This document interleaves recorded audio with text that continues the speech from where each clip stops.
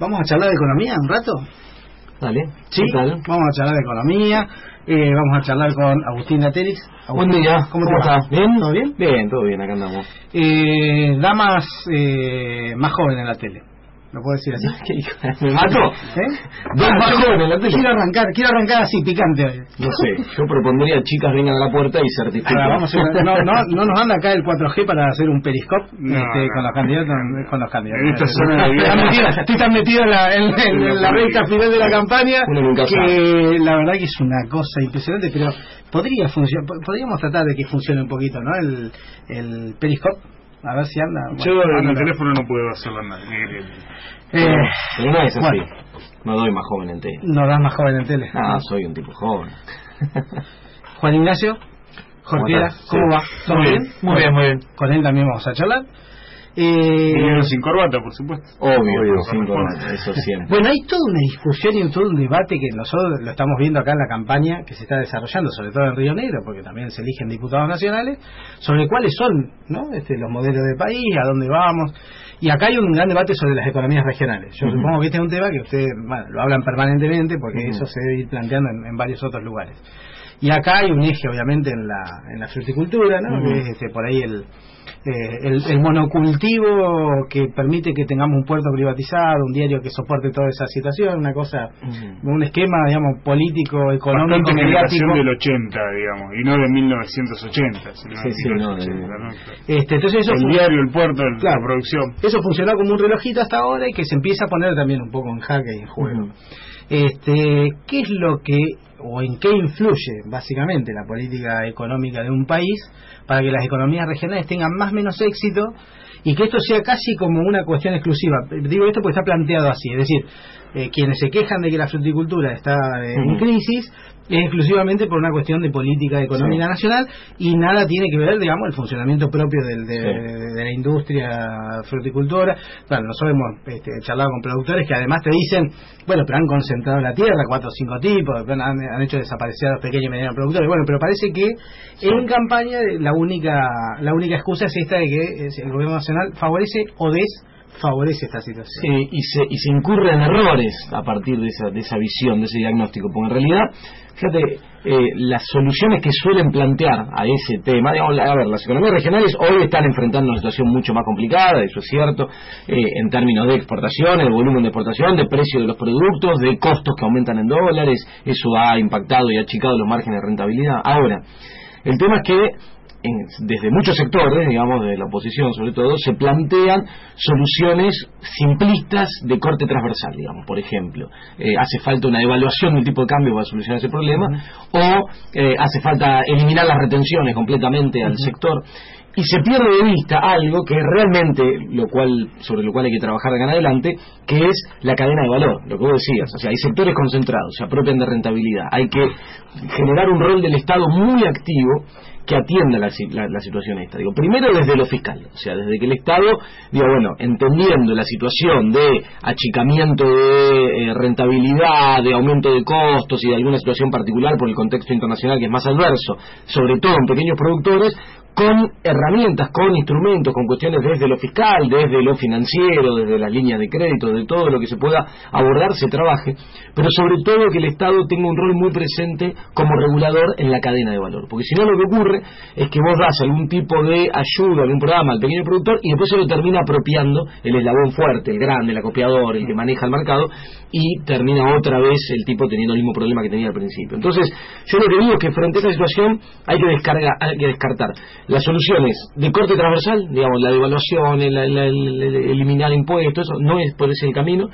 y hay que trabajar desde lo fiscal, pero con el rol del Estado activo. Y ahí es donde aparece un conflicto de intereses, porque obviamente los grandes sectores concentrados no quieren eso, o sea, quieren, y por eso algunos de sus voceros, yo digo que muchos de los economistas con los que me toca debatir a veces a diario, no son otra cosa más que voceros de esos sectores, entonces ofician de voceros de representantes de esos intereses. Entonces cuando te dicen, no, hay una situación de atraso cambiario y lo intentan naturalizar, hay negociación de trazo cambiario, intentan empujar a una devaluación abrupta que va a beneficiar solo a un sector, que es el sector concentrado, en términos de rentabilidad, pero no a la macro. Digamos, no va a generar un aumento en las exportaciones si vos devaluás el tipo de cambio, porque hoy el mundo no está consumiendo por otras cosas, porque cae la demanda, porque caen los precios. Entonces, lo único que van a lograr es aumentar la rentabilidad y volver a tener niveles de rentabilidad extraordinarias que añoran los sectores que la tuvieron hace unos años atrás. Entonces, hay un conflicto de puja distributiva, digamos, y esa, yo creo que la solución que hoy se encara es la adecuada, y de nuevo, como todo, pone a la distribución del ingreso en el centro de la escena. Entonces dice, a lo largo de la formación, bueno, nosotros vamos a ocupar por los pequeños productores,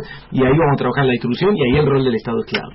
¿Por qué las economías regionales de cualquier manera, y recién lo dijiste, están en crisis hoy? Hay un atraso cambiario. Hace unas semanas el ministro de Economía de la provincia de Río Negro, Alejandro Palmieri, dijo en este programa, devaluación no es mala palabra. Se dio un clarín el tipo después de esa declaración. Yo no fui, por la no, claro. ¿Por qué están en crisis las economías regionales? A ver, de nuevo, el tema cambiario, se intenta instalar una idea de atraso cambiario para naturalizarla que no es tal. Vos hablás con algún economista y decís, ¿cuál es el tipo de cambio de equilibrio?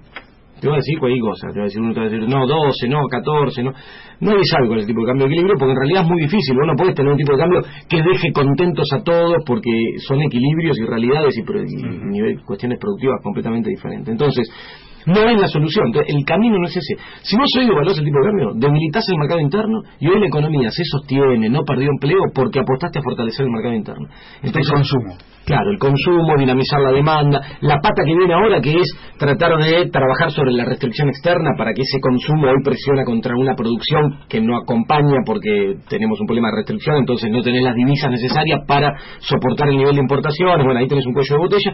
Hay que trabajar sobre la inversión para descomprimir ese cuello de botella. Pero una devaluación del tipo de cambio, lo único que hace es debilitarte el mercado interno. Entonces, en un contexto donde Brasil está en recesión, profundiza su recesión, Brasil sí eligió un camino complicado, que es el camino del ajuste, que está profundizando la recesión. Entonces, te caen las cantidades demandadas por menor demanda, por menor actividad fuera. En el caso de economías regionales, también tiene como destino importante Europa. Europa está en una situación en la cual hoy los medios de comunicación masivos no hablan porque pareciera que no está de moda, porque en Grecia ahora pasó lo que pasó, el referéndum y la reelección, y hoy se pone el foco en otra cosa, hoy se habla de Brasil, pero en Europa es un foco de conflicto, una bomba de tiempo, que en algún momento ahí va a haber un problema, porque hay un tema estructural que nunca se solucionó, se patea la pelota para adelante y nada más, y están en una recesión profunda con niveles de desempleo récord. Entonces también hay una caída de la demanda desde allá. Y después los precios internacionales, que se deprimen por lo que está ocurriendo hoy en el mundo. Entonces, frente a esa realidad, una devaluación lo único que hace es debilitarte el mercado interno. No te va a modificar ese perfil. Lo único que va a modificar de nuevo es la rentabilidad de los sectores concentrados, que hoy se les ha achicado, y con una devaluación abrupta del tipo de cambio la pueden ampliar de nuevo porque reducen costos en dólares. Lo que pasa es que ahí estaríamos planteando un modelo de crecimiento, rentabilidad o incluso de industrialización con salarios bajos, y de nuevo es una disputa de distribución del ingreso. Sí, vuelve a ser la discusión, digamos, si la variable de ajuste siempre tiene que ser el empleo, ¿no? O si la variable de ajuste tiene que ser la rentabilidad empresaria. Bueno, entonces, ahí esa es la discusión. Ahí en eso que es una discusión netamente política, ideológica y que tiene económica también. Claro. O sea, está bien, pero yo lo pongo en términos, siempre hay toda una discusión sobre si la política anterior a la economía a la política, digo, si va de la mano, todo este tipo de cosas. Hay una definición, tiene que haber una definición política sobre qué política económica desarrollar, ¿no? Ese fue el cambio más profundo de los últimos tiempos. Sí, más revolucionario de los últimos tiempos. Cuando te hablan, sí. Claro. Bueno, nosotros venimos del sector financiero, ¿no? O sea, yo por lo menos... Sí, lógicamente un paso importante. Y te das cuenta, digamos, que si en ese sector donde supuestamente la economía, digamos, han tratado de generar una disciplina muy ligada, si querés, a matemáticas casi superiores, como para abstraerla de una forma que nadie la entiende, después termina primando la política siempre. O sea, en realidad es una cuestión política cómo se maneja el sistema financiero. Entonces la política, digamos, más real es todavía mayor la relación.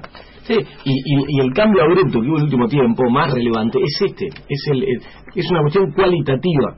Hoy a la mañana, antes de venir para acá, hablaba con un diario de Francia, que me llamaba para hacer una nota, y me decía, pues, que estaban haciendo una nota sobre qué pasó en la economía argentina en los últimos 12 años, y le marcaba, digo, el cambio más importante, después hacemos el análisis cuantitativo, qué crecimos, lo que pasó en términos de indicadores sociales, de industria, de todos los indicadores que hoy conocemos, desendeudamiento, pero el cambio más relevante es cualitativo, el cambio más relevante es esta ruptura, esta recuperación de la soberanía económica, esta cuestión de poner a la política al frente de la escena y que la economía sea un brazo ejecutor, y haber roto con esa lógica de que el economista, el ministro de Economía, era más importante que el presidente, que era un tipo que venía, que era independiente en este supuesto de independencia, entre comillas, esto es radio, nadie me ve, pero estoy haciendo comillas.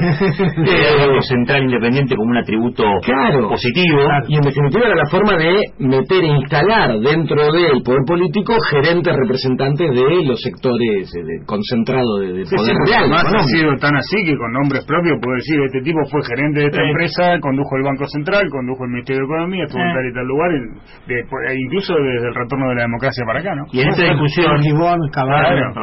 ¿no? Sí. Roy, Orlando Ferrer, que sigue dando vuelta.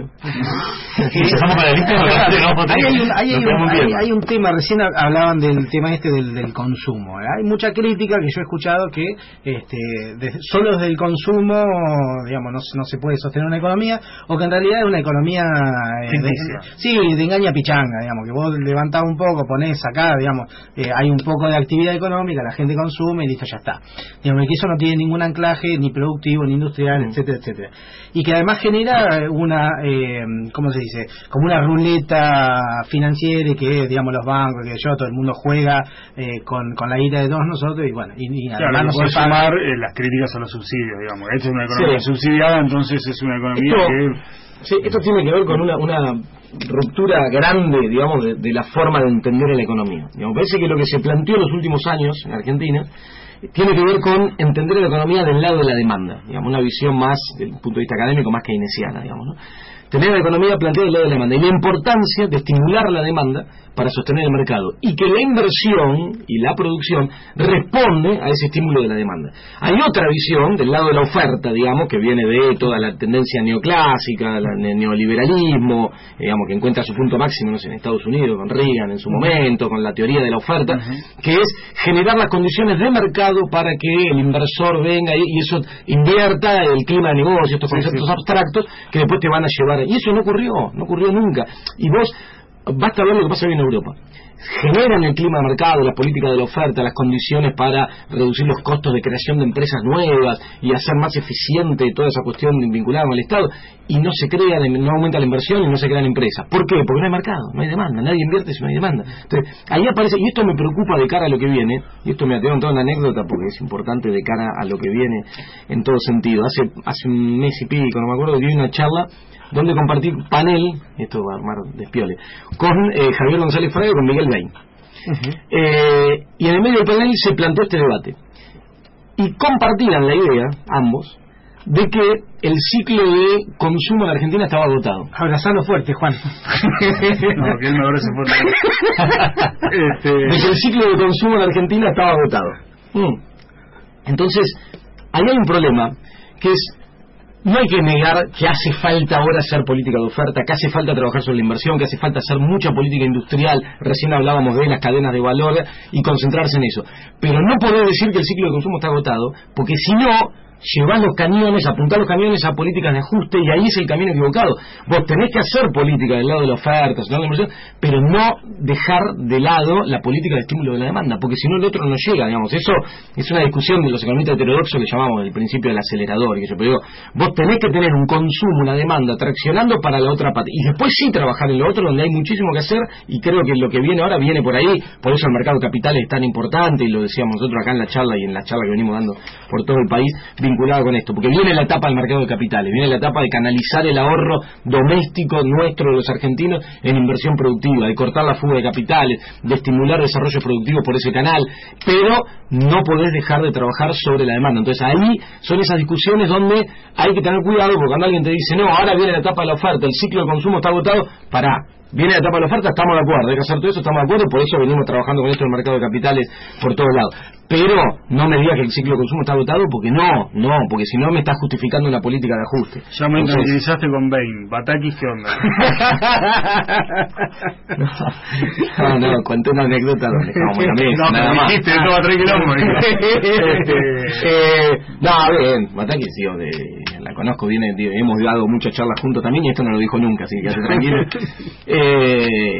Viene trabajando en la provincia de Buenos Aires, muy bien, ella la verdad que vino ordenando los números de la provincia. Obviamente el Ministerio de la Provincia de Buenos Aires no se puede, porque yo, muchos periodistas que saben que la conozco me llamaban estos días, bueno, a partir de lo que hizo en la provincia, ¿qué puede hacer la Nación? Son dos cosas distintas. El Ministerio de la Provincia es otra realidad completamente diferente al Ministerio Nacional, con lo cual yo la conozco, creo que va a ser un buen trabajo, pero no puedes trasladar la provincia hizo tal cosa, en la Nación pasa tal cosa, porque es otra, no tiene nada que ver. Si tenemos que bajar toda esta discusión un poco más a la calle, ¿no? Esto de la verdad de la economía sin corbata. Cuando hay que hablarle al vecino, digamos, a todos nos pasa esto.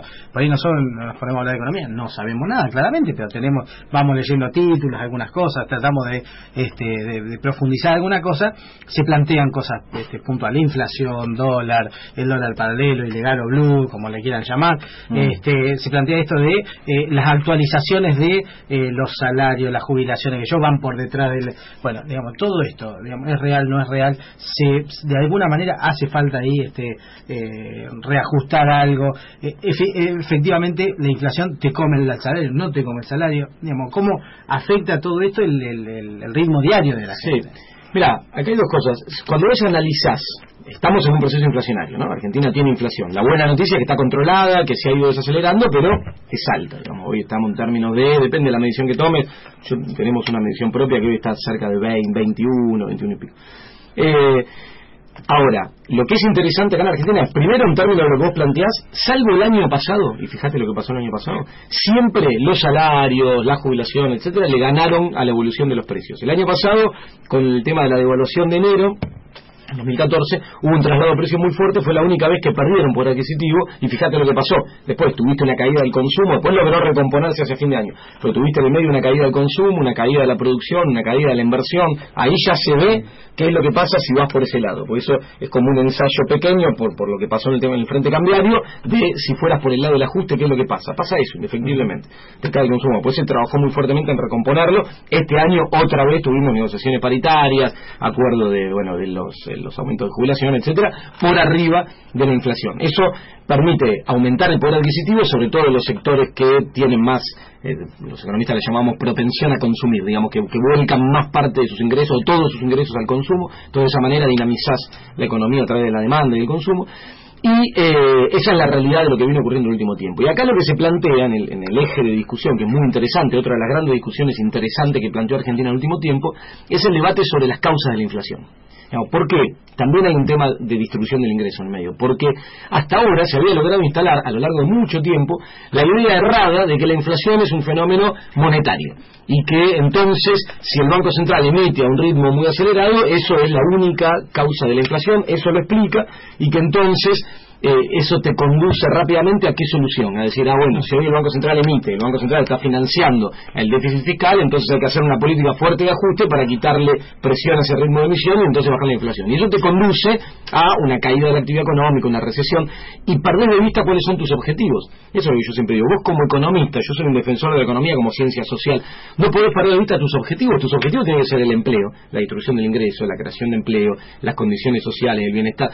Si vos perdés de vista esos objetivos, que es lo que le pasa a muchos de mis colegas que yo les critico, y tus objetivos pasan a ser los instrumentos que te cierran los números. Claro, puedes decir, no, el objetivo es el equilibrio fiscal. No, el equilibrio fiscal es un instrumento que vos en determinado momento podés tener superávit, en otro tener déficit, pero el objetivo final es otro, no es un objetivo en sí mismo. A mí que me importa tener más o menos déficit fiscal en algún momento, es un instrumento adaptado a otra realidad. Ahora, en el medio de eso se planteó el debate sobre el tema inflacionario. Entonces, hay que romper con estas cuestiones culturales de tan fuerte arraigo a lo largo del tiempo, de que es la emisión monetaria, monetaria y llevar el plano de discusión a lo que estamos haciendo el último tiempo, que es la formación de precios, el rol de los sectores concentrados, cómo actúan con poder de mercado y trasladan todo absolutamente a precios, de manera especulativa. Antes hablábamos de la evaluación de enero del año pasado. Tuviste una evaluación de 20 o 22 puntos en 2 días y un traslado a precio del 40, 40 y pico. Entonces estamos todos locos. ¿Cuál es ese traslado a precio? Hay un componente especulativo muy fuerte de sectores concentrados con poder de mercado que lo pueden hacer. Ese es el debate que hay que dar y el que se está dando en Argentina. Por eso es bienvenido el programa de precios cuidados, el rol que está teniendo la Secretaría de Comercio en términos de estudio de las cadenas de valor, y eso es una parte de una batalla cultural que hay que dar, porque estos comportamientos que tuvieron tan fuerte arraigo están muy instalados, y quien termina poniéndose atrás de esas posiciones va en perjuicio propio. Vos fíjate, salió a la calle, habla con alguien y decirle, che, ¿viste la inflación? Y sí, te va a decir, mientras no dejen de darle a la maquinita, está instalado. Ahora decir, bueno, pará, ponete a pensar algo. Si eso fuese cierto, que además no es porque está demostrado, pero bueno, no le vas a poner a hacer demostraciones econométricas porque te va a sacar a patadas, pero le explicás, si eso fuera cierto, entonces vos hoy lo que estás pidiendo, exigiendo, es un ajuste que le quite dinámica a ese ritmo de expansión monetaria. Entonces, en ese ajuste, ¿sí?, lo que estás pidiendo es que haya menos actividad económica, más desempleo. Si el que te lo está diciendo es un taxista, por ejemplo, vas a decir, ¿sabes qué pasa? En ese ajuste de la cantidad de gente que hoy se toma el taxi, se va a tomar, en vez de 10, 2. Entonces ahí vas a sentir vos el impacto, y vos estás pidiendo eso. Entonces me parece que parte de este cambio cultural de entender qué hay atrás de esto es lo que se está logrando en el último tiempo, para que todos entiendan cuáles son las cosas que están ocultas atrás de estas cuestiones que intentaron instalarse como verdades reveladas, pero que en realidad responden a un determinado sector. Vos fíjate que ahora hemos logrado esta cuestión a nivel medio de comunicación, en términos económicos, de llegar con un mensaje diferente. Hasta ahora era un discurso monolítico. Claro. Igual a mí me parece que estos pibes son muy comunistas porque hablan de la intervención del Estado, de este tipo de cosas que nosotros no somos un país distinto, viejo, no entiendo. Cambiemos. Cuando vos tenés un dinero extraordinario que de alguna manera no lo tenías previsto, no digo te llega de arriba, te llega por un laburo que vos haces, puntualmente en la provincia de Río Negro, 1.300 millones de pesos fueron. Sí. Acabamos de renegociar los contratos petroleros, 1.300 millones de mangos, para un presupuesto de 18.000 millones que tenemos para este año 2014, un poquito menos, 16.000 capaz. Está proyectado 23 para el 2016. Se ha aprobado una ley en la legislatura provincial, solo se puede utilizar para educación, salud y seguridad, y para obra pública, claramente. ¿Está bien orientada esa guita ahí, por ejemplo, en comprar patrulleros? ¿O qué hay que hacer? Hay un tema de... hay un tema de flujo de stock, ¿no? O sea, que si vos te comés el stock, hay que ver cómo usar el flujo. Habría que ver cuál es la forma en que vos podrías utilizar ese stock extraordinario que recibís, como para que estas cosas, estos patrulleros, todo esto que vas comprando, no te lo queme, digamos, en el año, sino que puedas generar instituciones financieras, por ejemplo. Bueno, pusieron 800 lucas en 800 lucas del Banco Central. En bonos. Es una inversión. Sí. No, yo digo que si vos recibís un flujo extraordinario, podrías canalizar, o sea, utilizar algún tipo de instrumento. El único instrumento, me parece, en ese sentido, que creo que está apuntado, digamos, a la generación de trabajo, de reinversión, etcétera, etcétera, es lo de la obra pública. Lo demás está puesto en patrullero, vos comprás y ya está. Después lo sacás de la agencia y vale menos, digo, ¿no? Esto, como en términos del auto. Claro, hay que ver después si la plata puesta en obra pública es plata puesta para generar inversión en producción. Si esa plata está puesta, que yo no sé, en generar energía. Está puesta en escuelas, por ejemplo, por eso. También es un edificio que debe mantener. Bueno, qué sé yo, era una pregunta para ver si... No, sí, pero siempre los destinos que tengan que ver con estas cuestiones, tanto infraestructura, educación, que son pilares del desarrollo, son importantes. Ese es un cambio que ha habido a nivel nacional también importante, que también es otro de los mitos que hay que correr cuando te dicen, no, hoy tenés un déficit de 5 puntos del PBI, que es parecido al que tenías a fin de la década del 90, qué sé yo. Estamos hablando de una cosa completamente diferente. Una cosa es tener un déficit de 5 puntos, donde el componente fuerte, la carga pesada, eran intereses de la deuda, que es completamente improductivo, que es plata que paga intereses, una bola de nieve, y otra cosa es tener un gasto público donde vos tenés jubilaciones, asignaciones, infraestructura, 6 puntos y pico del producto en educación, que antes eran menos de 2. Entonces, el efecto multiplicador... En un caso de gasto público, Claro, inversión. Por eso. Entonces, y el efecto multiplicador que tiene eso sobre la economía es completamente diferente al otro. Entonces no podés comparar. Por eso hay mucho mito que se instala y queda ahí. ¿Viste? Te dicen, ahora tenemos el mismo que a fines de los 90. Lo interesante es que está todo en discusión, todo eso. O sea, que se ha logrado romper una barrera donde vos podés empezar a discutirlo. Sí. A mí me da la sensación que a la gente que está en el mundo de la economía le pasa como a nosotros que estamos en el mundo de la comunicación, ¿no? Que lo bueno de Yo tengo un poco los dos, entonces. No, es que lo bueno de este tiempo es que ha venido a poner todo en debate y todo en discusión. Después podemos estar más o menos de acuerdo, pero me parece que está bueno A mí hay un tema que siempre me hizo mucho ruido, y que tiene que ver con el IVA. Porque, bueno, hay otros países, a mí me ha pasado yo de estar en otros países donde vos tenés como discriminado el IVA, que yo me da la sensación esto, ¿no? Y lo digo hasta desde lo personal, sin entender nada de cuestión económica. Me parece que pagar lo mismo por una botella de whisky, digamos, el impuesto a un paquete de fideos me parece... Y lo digo esto en términos no solo de consumo mío, sino también porque me parece que lo que hay es que se ha apuntalado todo un sector que había estado fuera de la economía, a través de subsidios, de programas, de planes, de la asignación universal y de una serie de cosas, que esa gente paga el 21% para todo de la misma manera. Digo, me parece que me parece a mí que ahí hay un tema que rever. Una asignatura pendiente que tiene Argentina de cara ahora a lo que viene es una reforma tributaria integral, digamos, integral y completa. Porque la verdad es que el esquema tributario se ha tornado más regresivo. Digo, este es un ejemplo claro. El impuesto del IVA es un impuesto muy regresivo, o sea, recae fuertemente sobre los sectores de menores ingresos porque son los que consumen todo su ingreso, y muy bajo sobre los sectores de ingresos altos que tienen capacidad de ahorro. Entonces, ahí hay que trabajar. Yo creo que la discriminación puede hacerse no tanto por productos, sino por directamente al consumidor. Digamos, vos hoy, con sistemas que tenés informáticos, podés detectar fácilmente, por ejemplo, quién cobra una asignación universal por hijo, y al momento de, además es una forma de formalizar la economía también, al momento de pasar alguna tarjeta de débito, lo que sea que paga, puede tener ahí una devolución del IVA. Ese tipo de cuestiones se pueden ir ensayando, que además después redundan en mayor recaudación al final del camino, porque te va generando mayor actividad económica, siempre que no se te escape por la vía informal. Entonces es un camino a seguir, pero yo creo que esta puede ser una política a implementar en el mediano plazo, pero en conjunto con una reforma tributaria integral, que guarda, porque cuando plantean esto de otros lados, lo que están planteando siempre son recortes impositivos y se quejan de la carga tributaria. No, es alta la carga tributaria. Yo lo que planteo es cambiar el esquema, dotarlo de mayor progresividad, pero no entendiendo que hay una carga tributaria alta, no planteando una reducción del nivel de recaudación impositiva, porque es la forma que tiene el Estado más genuina de financiarse.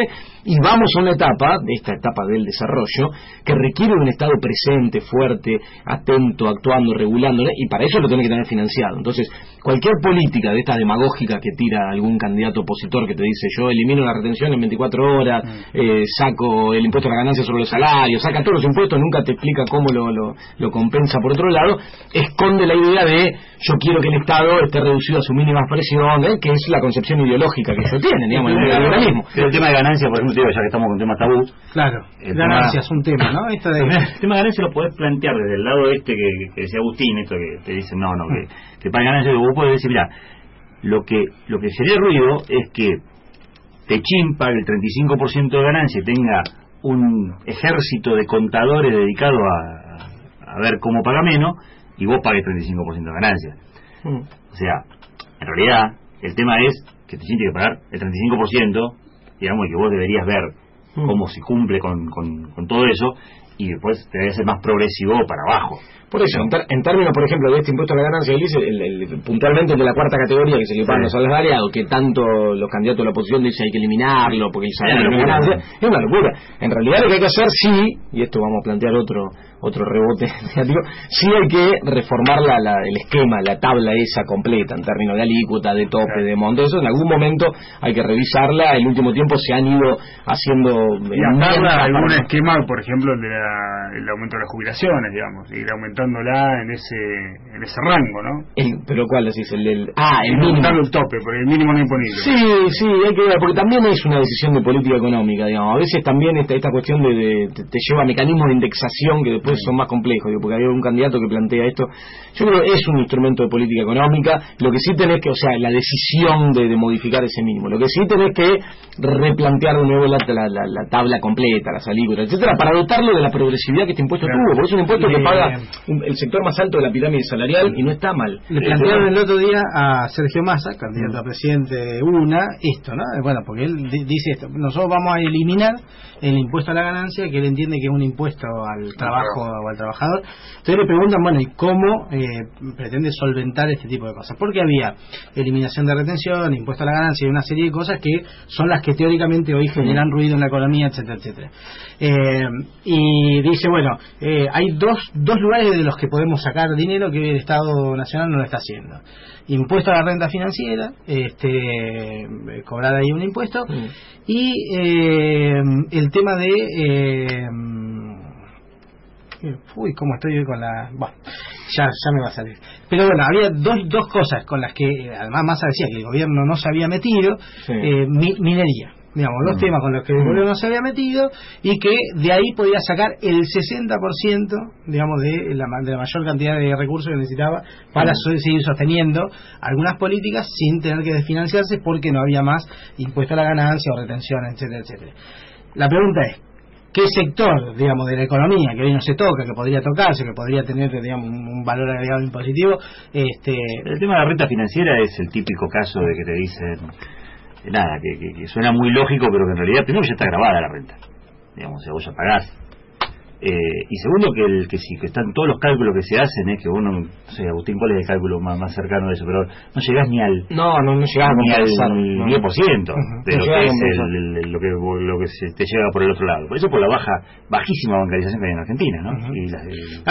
Porque suena me decís, no le cobran impuestos a la renta financiera, un gobierno que pretende... pero primero se cobra, vos, o sea, más allá que hay algunos instrumentos que están ¿cómo se llama? Que no pagan, o sea, pero bueno, en realidad la renta financiera está grabada. Claro, por eso a veces pareciera, no sé, que los bancos no pagan el impuesto a la ganancia. Claro, sí, obvio. Digamos, todo por la ganancia que tiene. Lo que vos tenés, la renta financiera, quizá, si vos compras un título y sube de precio, después lo vendés, ahí no pagás, pero hay que tener en cuenta dos cosas. Primero, lo que decía Juan, de que cuando haces la cuenta de volúmenes operados, el monto no te compensa ni un 10% de lo que sería la eliminación del otro. Entonces, no es una cuestión intercambiable. No es real, no es yo elimino esto y compenso con esto, no, compensar una partecita. Y segundo, se pierde de vista también el traslado que eso tiene a tasas de interés, a costos financieros. En un momento donde vos tenés que desarrollar el mercado de capitales y la importancia de lo que nosotros venimos hablando, si vos le cargás un impuesto a la cuestión financiera que después es trasladado, lo que terminás teniendo es un aumento en términos de tasa de interés, que es lo que menos necesita de la economía. Entonces, sí, eso va a precio, o sea, el inversor no es que lo va a pagar y te lo va a trasladar. Y digamos, en esta discusión hay algunas cuestiones que tienen que ver con esto. Muchas veces vos vas a la verdulería, la carnicería, que yo se plantean estas discusiones hasta domésticas. Bueno, ¿cuánto te cuesta el kilo de asado? ¿Cuánto lo pagábamos hace 2 años? ¿Cuánto lo pagábamos hace 15? Si nos da, si es un lujo, digamos, todo esto otro. Entonces se planteó lo de la cebolla hace poco, ¿no? No sé, 45 pesos, quiero decir, digamos. Más allá de que se puede ir entendiendo que hay cuestiones que tienen que ver con la estacionalidad o no de algunas cosas, ¿qué cuestiones son reales en esto de la incidencia de la política pública del Estado, o en qué cosas afecta, digamos, la cadena de comercialización y el traslado de precio, digamos, y cómo se plantea? Si esto fuese así, un debate, una discusión un poco más sensato, para que, digamos, nosotros, que somos los que vamos todo el día al mercado y discutimos con el carnicero y todo lo demás, podamos entender de alguna manera por dónde pasa el tema y para dónde habría que salir, digamos, ¿no? Porque es un debate permanente entre nosotros. La cadena de comercialización juega un rol muy importante en esto, digamos. La carga fuerte de la rentabilidad está en la cadena de comercialización. Acá, durante mucho tiempo, entre los desastres que ocurrieron en la década del 90, privatización, etcétera, también se fue a la desregulación absoluta de esto y terminaste teniendo cadenas de supermercados, por ejemplo, que hacen lo que quieren, que monopolizaron, que tienen poder de compra. Claro, hacen toda la cadena se quedan... Claro, los economistas, vos fíjate que nosotros llamamos monopolio a cuando un vendedor concentra, entonces tiene poder de mercado, y monopsonio a cuando lo hace un comprador, digamos, cuando vos sos el comprador fuerte de un montón de proveedores y tenés... Bueno, las grandes cadenas de supermercados juegan los dos roles, entonces se paran frente a los proveedores como monopsonio y negocian los precios, y frente al cliente como monopolio y hace lo que quiere, pero tiene una rentabilidad extraordinaria. Todo eso es meter la mano en el bolsillo del consumidor. Y fíjate que, por ejemplo, Argentina, ahora que aprobamos hace unos meses atrás una ley que se llama de regulación, la vieja ley de abastecimiento, que se llama Ley de Regulación de las Relaciones de Consumo y Producción, que apunta a controlar eso, fue vendida de muchos sectores mediáticos como Argentina va camino a ser Cuba, Venezuela, el Estado viene por todo, y en realidad es proteger a la voz más débil de la cadena del comportamiento abusivo de estos sectores. Y hay otra cosa que marca esto, fíjate, es un ensayo que está siendo muy impulsado por el Ministerio de Economía. El propio ministro Axel Kicillof se cargó esto, y nosotros, no sé si lo vieron, incluso en el programa ahí en la TV pública, lo tratamos, y con él incluso el tema de abrir supermercados desde el mercado central, que en algunas provincias se está haciendo, en Chaco hay alguna experiencia, en alguna otra provincia también, y en la ciudad de Buenos Aires está tratando de implementar. Eso va directamente a mejorar los precios al consumidor, porque modifica el esquema de distribución, y sin embargo, y hasta por cómo está armado, hasta beneficia al resto, porque se los hace participar a los comerciantes de la zona, de la misma cadena de proveedores, etcétera. Y sin embargo está todo siendo frenado. En el caso de la ciudad de Buenos Aires, por el gobierno de la ciudad, y están ahí. Porque hay personas que te está diciendo que la inflación es un problema, cuando vos le planteas una solución creativa, digamos, y donde va al problema en sí, te lo frena. Claro. Última de mi parte, recomendación. Acá tenemos, obviamente, vivimos por ser la capital provincial. De hecho, estamos cumpliendo un nuevo aniversario de la ley que nos hizo capital definitiva de la provincia. Tenemos una fuerte injerencia del sector público, ¿no? Y de la administración pública, donde, bueno, los trabajadores cobran su salario en tiempo y forma, del 1 al 8, del 1 al 9, del 1 al 10. El que más o menos cobra anda por los 10, 12 lucas por mes, qué sé yo, que no es gran cosa, pero bueno, sirve como para vivir. ¿Qué tiene que hacer ese empleado público que tiene asegurado todos los meses su sueldo, que por ahí no tiene demasiada capacidad de ahorro, pero puede pagar una cuotita de algo? Que tiene que seguir consumiendo, tiene que frenar, tiene que tratar de ahorrar, tiene que comprar dólares, tiene que ir a la FIP. ¿Qué tiene que hacer? Tiene que ir al Banco Nación. ¿Se presenta el futuro presidente del Banco Nación? No, tiene que ir al Banco Nación. Nosotros desde el banco tenemos una compañía que se llama Pellegrini Fondos Comunes. Es medio difícil de explicar, así de arduo, pero la idea sería que existen fondos, una administradora de fondos que los invierte en el mercado de capitales, todo esto que venimos hablando, que decimos a Agustín, que se viene la etapa del mercado,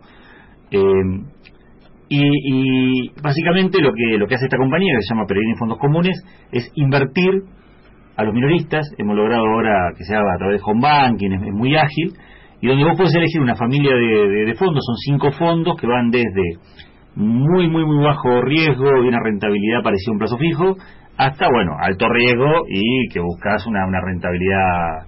El año pasado estuvo en el orden del 60%, el anterior el 80%, sí. Hay varias menos 20 también. Estuvo menos 10 días, pero en general te digo, es eso. Nosotros creemos, digamos, que es el momento en el cual toda nuestra población pueda salir de esta dicotomía de dólar o colchón, digamos. Claro. O sea, cuando empezamos con todo este tema, una de las cosas que planteábamos era que era una discusión falsa, que vos, era una discusión donde te decían, los argentinos invierten en dólares, y te daban todas unas razones de no sé, que venía de la colonia, y vos decías, ¿y qué han ofrecido además de eso? Ah, no, nada, te ofrecen dólares. Entonces te dicen, ¿qué puedo invertir? ¿En dólares o en plazo fijo? Y después de esa oferta, digamos, te sacan la conclusión de que nosotros solamente invertimos en dólares y plazo fijo. Bueno, sí, que tenemos esa cuestión cultural que si no invertimos en dólares no sabemos qué hacer con la plata. Ya, yo creo que eso es casi lo que Jaureche decía, ¿viste? La educación. Sí, la sociedad, es como decir, nos terminamos creyendo que en realidad nosotros invertimos en esas cosas porque suena lógico decir, no, culturalmente, y vos decís, ¿qué significa eso? En cambio yo te digo, no, mirá, mucho de lo que vos terminás invirtiendo es porque el sistema nunca te ofreció otra cosa. Entonces te dijo, mirá, estas inversiones no son para vos. Todo lo que es un poquito más rentable y un poco más complejo son para, ¿cómo decís vos? Para Gordon Gekko. Para Gordon Gekko con el habano fumando de la cosa. Vos lo que podés aspirar es a un plazo fijo, o si no, comprar dólares o en el colchón. Bueno, lo que estamos nosotros haciendo desde el Nación y con el programa Soy Inversor, que es lo que trajo acá, decimos, mirá, están todas estas herramientas y te las damos en el formato más amigable posible. Podés entrar por internet, hay nuestra página que es, bueno, Pellegrini FCI, hay videos donde te explican cómo funciona todo. Si no vas al banco te lo cuentan, pero por la página lo puedes ver. Y decir esto, damos una oferta de productos financieros que van desde que puedes invertir en acciones hasta que puedes invertir en bonos, podés invertir en letras, o sea, todos los productos financieros con un administrador que te ayuda, digamos, y que en realidad compra un fondo para vos. Y ahí sí vamos, después de que esto esté dando vuelta un tiempo, y que la gente lo conozca, que pueda acceder, vamos a poder decir si es cultural o no. Esto de que todos vamos a comprar dólares corriendo. En términos jaurechianos, como claro. lo citaste, sería combatiendo la ignorancia aprendida. Claro. Hay un libro muy interesante sobre eso. Claro, pero bueno. Pero bueno, en definitiva, toda la economía, al igual que los medios de comunicación, como decía Mariano hoy, la batalla es cultural. Obvio, Sí, totalmente. Y es gran parte de lo cual se ha avanzado en los últimos años es eso. Y nuestra tarea me parece que es esto de discutir lo obvio. De estas cosas que te dicen, no, mira, es obvio que... Sí. Lo que yo digo es la construcción y la apropiación de un sentido común que lograron a lo largo de muchos años. Entonces, el sentido común indica esto. Y de ahí lo que estamos haciendo en el tiempo es romper, ¿no? Eso no es sentido común, eso no funciona así. Con argumentos, y del otro lado hay una reacción. Yo lo veo de parte del público que dice, che, por más, es más, aún no estando de acuerdo en algunas cosas, che, qué bueno esto que vinieron a plantear una ruptura, lo que vos decías, y nos están haciendo pensar que esto no era tan así, no era tan único. Bueno, eso por lo ya menos es otro sale. punto de vista, digamos. Después se puede coincidir o no, pero por lo menos hay otra, para romper el discurso único, porque nosotros venimos como acostumbrados, por lo menos en la economía, y que hay como una bajada de línea única, exclusiva, Sí. y que salirse de ahí, Y lo que hay que entender también que a través de esa bajada de línea y visión única hay intereses y hay, digamos... Obvio, está todo... No es inocente, digamos, que yo te diga, no, mira, solamente podés consumir esto. Y desde la academia, digo, el cuerpo teórico académico de la economía en el cual nos formamos todos, digamos, en las universidades convencionales, responde a eso y no es inocente, digamos, tiene que ver con... Pero te hablo desde Adam Smith. Igual hay algunas seguridades que no se tocan, el Fernet es branca y con coca. Sí, no, eso sí, ahí no discuto, pero absolutamente nada. Ahí no discuto. Más allá que le hagamos negocio a branca y a Coca-Cola, digamos. Claro, son dos multinacionales. Me imagino que pero está facturado eso. Sí, está facturado. Sí, igual también en otras cosas podemos ser más transigentes, por ejemplo, podemos consumir cerveza artesanal y el bien, hay muy buena. Digamos, ¿no? ¿Viste cómo se van complementando las cosas? No, aparte esto de la batalla cultural es lindo, como economista, por ejemplo, una gesta más romántica que la economía clásica, ir por el país buscando... y también hay, verdad que es una época, no sé, lo hablábamos con Agustín en todo estos viajes, ¿no? Una época maravillosa que nosotros podamos acceder, por ejemplo, al fondo más grande del país. Yo estoy conduciendo el fondo más grande del país, es un tema de época, que podamos plantear esto. En otro momento era impensado que esta discusión la puedas llevar adelante de un lugar donde puedes además implementar una política, decir, che, vamos a armar las finanzas populares. ¿Y quién recibe mejor esta suerte de heterodoxia económica? ¿El interior del país o las ciudades más concentradas? Y cuando hablo de ciudades más concentradas, Córdoba, Mendoza, Santa Fe, Rosario, Buenos Aires. No, hay una mejor percepción en el interior que en los grandes centros urbanos, que hay cierta resistencia, sobre todo en Buenos Aires. Yo lo noto en esto de tener más exposición pública con la reacción de la gente por la calle. En el interior soy mucho más querido. Bueno, pero porque te conocen menos. No, pero además tiene que ver con la inserción que tiene la TV pública en el interior del país, que es muy imagino que será absolutamente distinta a lo que pasa en Capital, ¿no? Sí, y en Capital en determinados ámbitos hay cierta resistencia. Pero pero creo que es bueno lo que vos decís, digo, más allá de lo que cada uno crea o no, esto del debate, siempre que uno lo haga con argumentos sólidos, defendiendo una idea, digamos, cierta, es interesante, es bienvenido y está bueno, y a nadie le puede molestar el debate si realmente está planteado con buena intención, con fundamentos, y eso es gran parte de lo que se ha ido construyendo el último tiempo. Yo creo que, en definitiva, todo lo que decíamos recién es un tema de batalla cultural, porque en definitiva la economía también se forma a partir de comportamientos individuales, y todo este arraigo de cuestiones que no son tales llevaron a comportamientos que después nos condicionan a nosotros mismos. Por eso es una ciencia social y no exacta.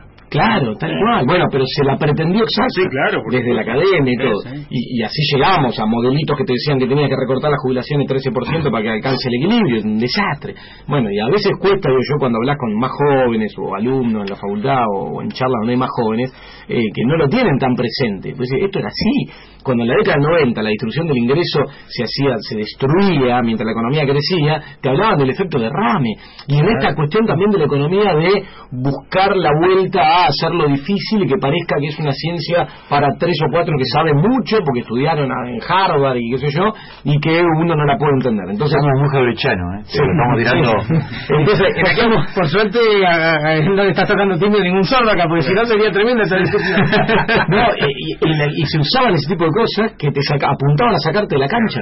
Yo me acuerdo del efecto de derrame, incluso viene de un economista de la década del 50, llamado Simon Kuznets, que había hecho una U invertida, que demostraba que era una N. Sí, era una U así, que demostraba ya está mintiendo el hombre. Que demostraba que cuando vos crecías la distribución de ingresos se deterioraba, pero que eso era inherente a un proceso de crecimiento, que no había que preocuparse, que en algún momento, y eso era el efecto de derrame, si vos creces mucho en algún momento se derrama.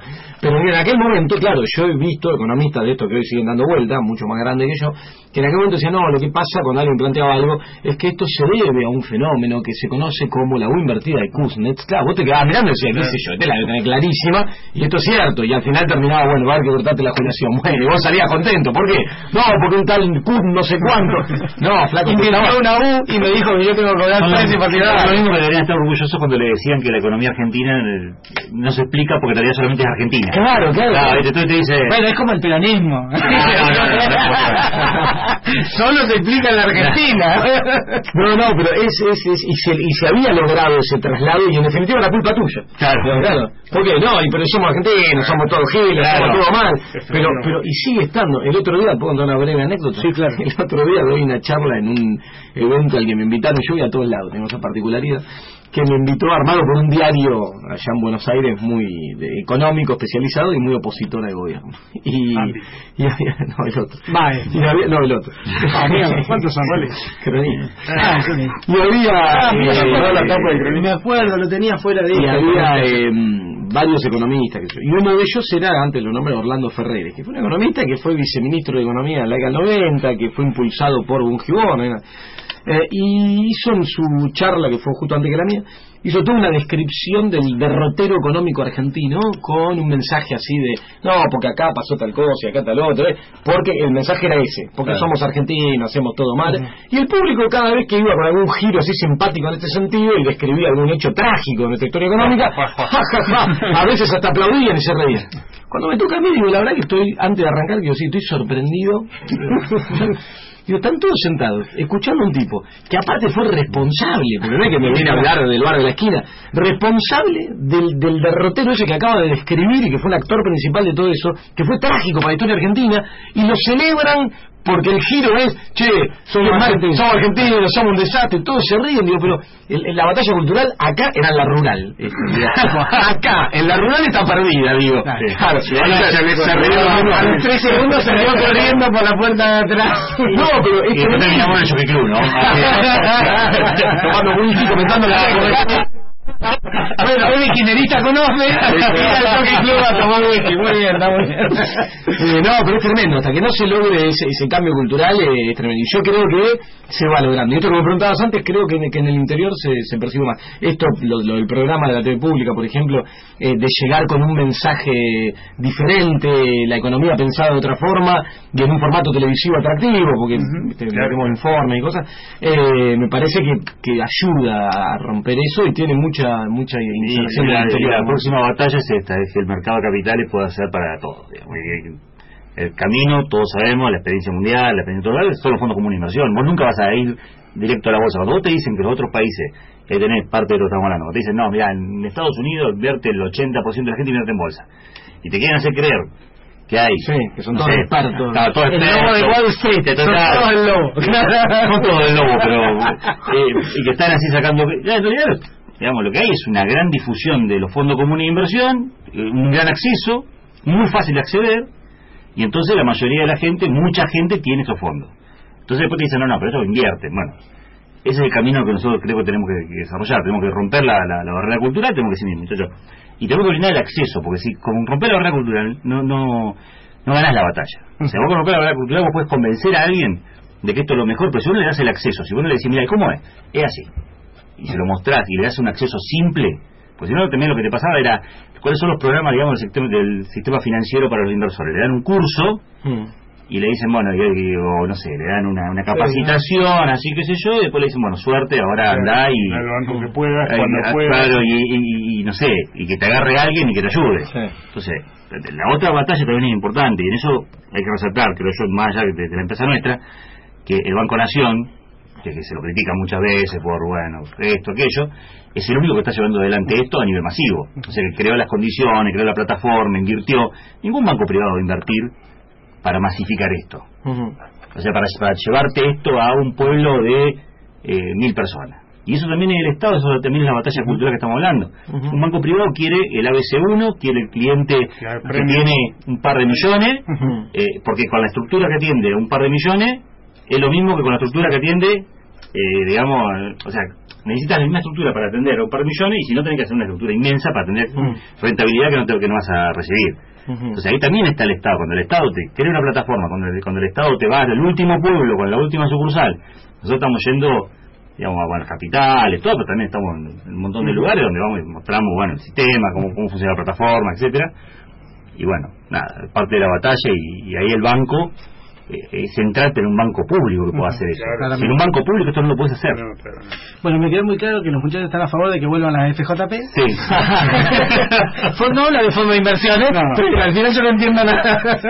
Bueno, gracias por haber venido. No, un gusto. José Luis, gracias por todo. La verdad es que, nada, está bueno empezar a hablar de economía desde otro lugar, y bueno, poder empezar a romper un poco esta cuestión a la que muchas veces por desconocimiento también, y por este discurso único y permanente, nos vemos sometidos. A veces no tenemos ninguna herramienta hasta para discutir. Sí. Lo cual está bueno, creo yo. Y pasemos el chivo, ya que estamos. TV Pública, miércoles 22:30 horas, Economía sin corbata. Y tienen CN23 acá en la provincia. Sí, también. En CN23 los domingos 21 horas hacemos Economía 4D, que es otro programa de economía. Y bueno, que nos sigan en el Twitter a los fondos. A los fondos. Pellegrini FCI. Pellegrini FCI, arroba Pellegrini FCI, y después tenemos la página que es peregrinifci.com.ar, que tenés ahí los videos, tenés un montón de capacitación y contactos para que, bueno, de cualquier lado puedas acceder a eso. Yo me voy esta semana, me voy al Banco Nación, que no sabía que estaba este fondo, y me voy de cabeza. Y bueno, vos acabas de comprar un auto, te va a ser difícil, la verdad, que vas a ir a Banco Nación a pedir un préstamo para pagarlo, me imagino.